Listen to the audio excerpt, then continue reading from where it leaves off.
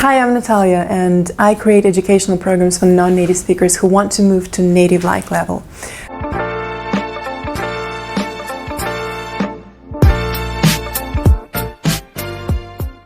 I have been helping native speakers and non-native speakers to present for business purposes for the last 5 years. I create public speaking courses for non-native speakers specifically. And in this video, I would like to answer the question that I get asked a lot is, why do I care about creating programs for non-native speakers, and how are they different from language programs? Language programs that help you move from one academic level to the next. Let's say you're intermediate, you move to upper intermediate, then you move to advanced, etc., etc. I always say that academic terms and certificates do not matter when we talk about business. And because I work with people for whom English is the business language, they also do not care about academic certificates. What matters here is how well you can articulate your ideas, how easily you can manage conflicts, how you can sell without objections, how you can deal with objections. Well, I pretty much prefer to avoid objections whatsoever.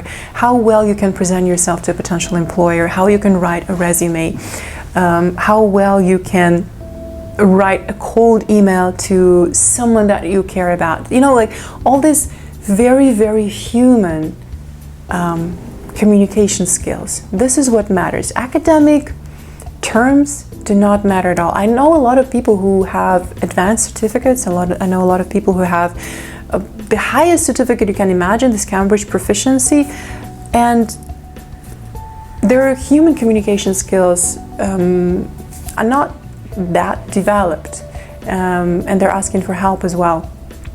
I work a lot with startup teams, and a lot of startup teams today are non-native speakers, and they need to present their product to clients who live in English-speaking countries, or they want to get funding from investors in Silicon Valley or in Asia or in London, everywhere where people speak English. And I care, first of all, because I am a non-native speaker, and when I started my career, I started doing sales, and I've been doing sales pretty much all my life. And I learned very fast that everything I learned about English doesn't really work. It's not working. Moreover, I have a teacher's degree, and I'm a qualified educator, and I've been educating for the last 13 years already. And when I started selling and when I started working in international companies, I learned that everything I was teaching people about the language also doesn't help, and actually doesn't work when you really want to build long-lasting relationships. I found myself terrified of cold calls. I found out that I cannot sell. People would tell me in a meeting, thank you very much, we will call you back, or please send your presentation by email, and they would never come back. I'll call you back. I found out that I'm terrified of sending a cold email to some important person, and I would just send, 5-6 paragraphs of long and rambling message, something that I thought I have to give them so many details, otherwise they wouldn't talk to me, and I completely didn't understand how to do that. Even though my English has always been pretty good, but it was good as a discipline. Let's say I could pass an exam in English, but I could not communicate in English because I cared only about these formal aspects of the language. How many words do I know? How well do I know the grammar? Can I translate this correctly? But only later I learned how important it is to understand people who speak this language since birth, and how important it is to learn to think in a foreign language in order to build really meaningful relationships with people. And business is all about relationships. When we talk about presentations in business, and this happens all the time, when I work with teams, and even internal presentations can be a pain because people do not understand each other, because teams have different cultural backgrounds and they speak different languages, and when they all try to speak English, they simply don't understand each other. Well, what I care about is I care about helping non-native speakers to move to the level of fluency, I would say, real fluency.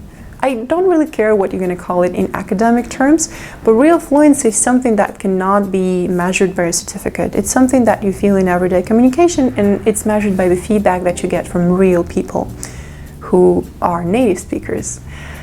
So what I have found out is that when people learn a language, until a certain point, they use the same methods and the same algorithms, even when they don't work anymore. But people do it not because, they're just stubborn, but simply because they don't know any better.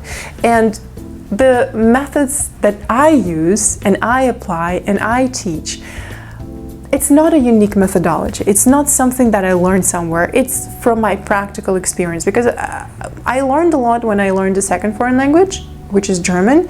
And when I learned to speak German fluently, this is when I understood how I really can learn English and how I can improve my English. It all comes from practical experience, but I talk a lot about applying self-correcting methods and self-correcting algorithms. Because when you already speak decent English, but you feel that, oh my God, I can do better. I could do better. Or I struggle articulating my thoughts, or I don't understand what people tell me, I don't understand jokes, I cannot make jokes. Every time I have to make a presentation in English, I feel stressed and I'm not sure that people understand me, and I'm afraid that everyone is going to hear how I make mistakes. If you have all these thoughts, it means you already speak English, but every time you speak, you're pretty much becoming excellent at your mistakes, because you speak the way that you always speak. What is important at this stage is not to learn grammar, is not to learn words, is not to work with textbooks. At this point, it's important to learn to apply self-correcting algorithms, because if you are not satisfied with the way you speak, it means you're saying something that's not working for you. And very often, people remember wrong constructions, people remember wrong prepositions. At the moment of speaking, when people are looking for words and they're struggling to find the words that they really need to articulate their ideas at this moment of time, they are translating directly from their first language. But they don't have time to analyze it, they don't have time to correct it. And they repeat doing the same things, using the wrong prepositions, using the wrong sentences and constructions, and translating the direct flow of thoughts from their first language. And this is what needs to stop. And unfortunately, I don't see a method that will teach people who are more advanced to stop doing these things and to show them an alternative. And this is what I am doing, and I feel that I want to help people learn to learn.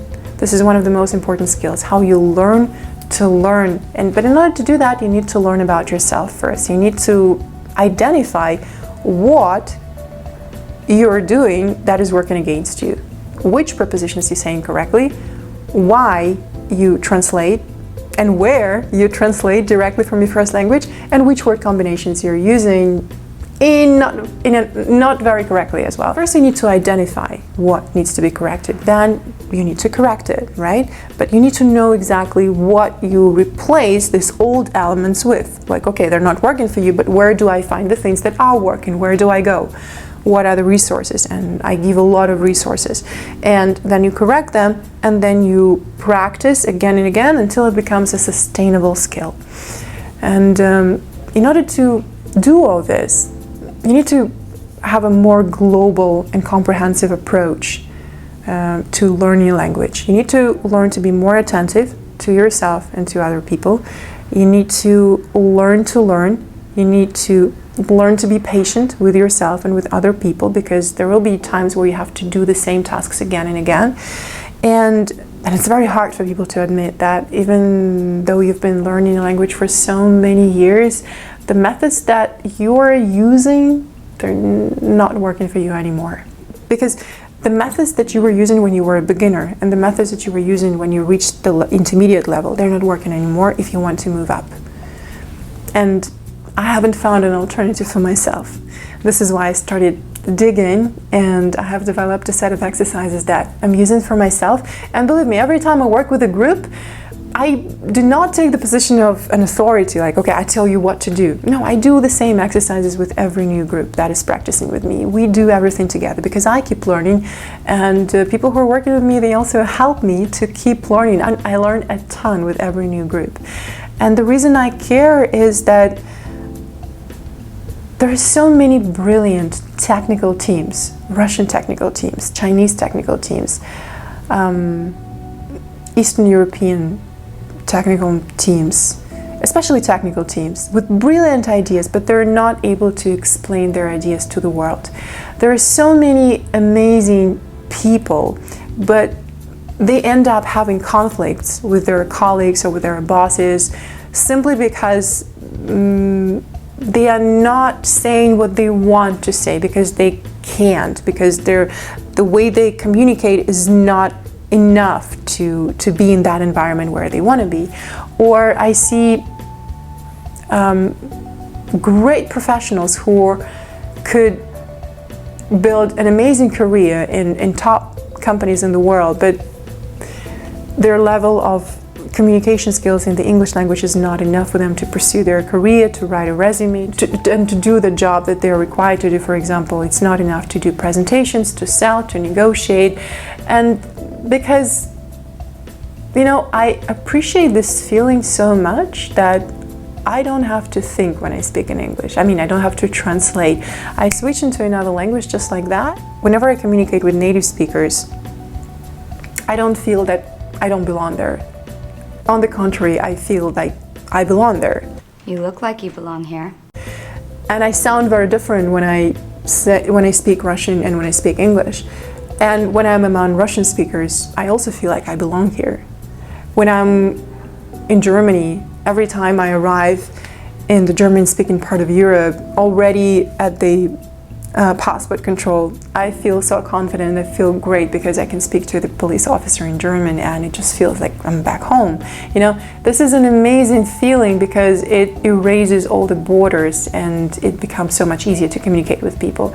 So I guess the reason I'm doing that is I haven't found the alternative for myself, so I thought, you know, I'll do it for myself. And there are so many people who need it, and there are so many people who think that they're alone. When people tell you, what's your problem? Your English is better than all of us all together, than anyone's in this office.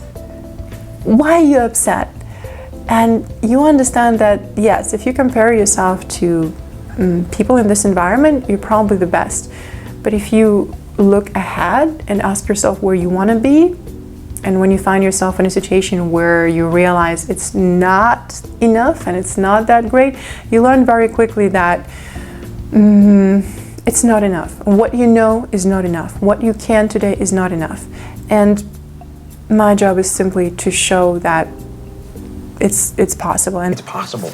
There is a system, there is a very clear system of exercises that you can follow, not just to learn a language, but to learn so much more, to learn to communicate with people in this language, to learn to think in a foreign language, to learn to belong, and to learn. Because this process never stops. Unfortunately, as non-native speakers, we will probably never reach this level where we can say, okay, now I know the language 100%. Unless you were born bilingual, I was not. And that means that this process of learning is probably never going to end, and that's beautiful, to be honest. Well, that's it. I wanted to answer the question that I get asked a lot, or if you want to share your stories, if you're also a non-native speaker and you have found a way to sound native-like and you communicate as an equal in the environment among native speakers and you enjoy that, and you have found your own methods to improve your language skills and your communication skills, please share in the comments.